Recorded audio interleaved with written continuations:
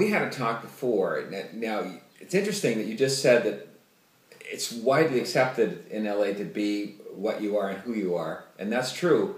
But in the movie business, I mean, that's not been... We've had this talk before. That's not so much the case, is it? No. Or the entertainment... Would you say movie, entertainment, hard, TV? just entertainment in general. And, last night I went to... I don't know if you know the organization CAPE.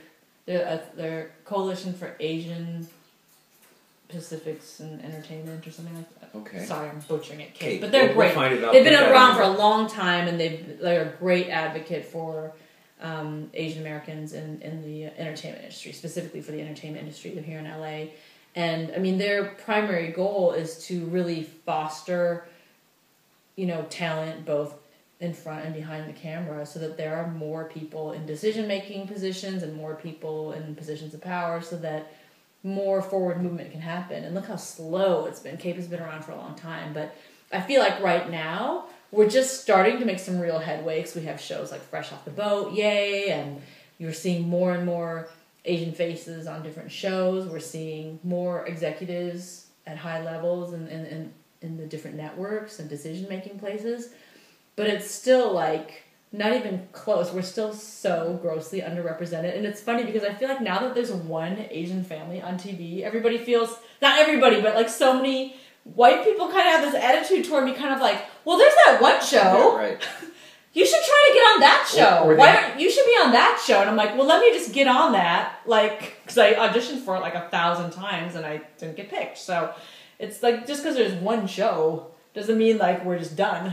We still have so far to go, Or not only that, Amy, I think sometimes they pick one person to represent something and they become that person in every show. They move them around, right? Yeah. That's the go-to person to fill that role. Right. So what do you think about that, though? Because it's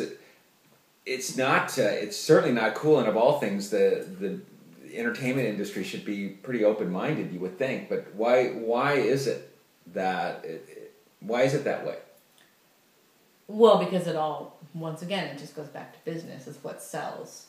And so it's been so many generations of executives who have that old mindset of, well, but here's who's spending the money, here's who's buying things. It's white people. And white people don't want to watch a show of Asian people or black people or Latino people or gay people or transgender people. They want to see themselves.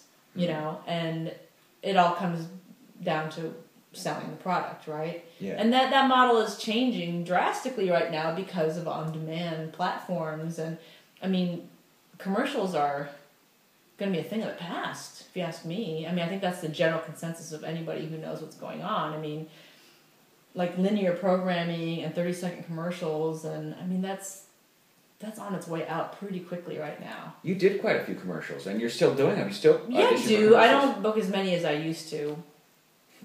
I mean, and that's a whole other thing. I mean, talk about being put into a box and being chosen as the person, a face who's going to sell something. I used to do some commercials, but never as much as my white counterparts. If you are still to this day, if you're kind of an average-looking, slightly dopey, middle-aged white guy, that's who books commercials. Because that's who, the dad next door, or the guy who works in your office, or the guy who delivers your package, or the guy watering his lawn. That's who we see in commercials, overwhelmingly still.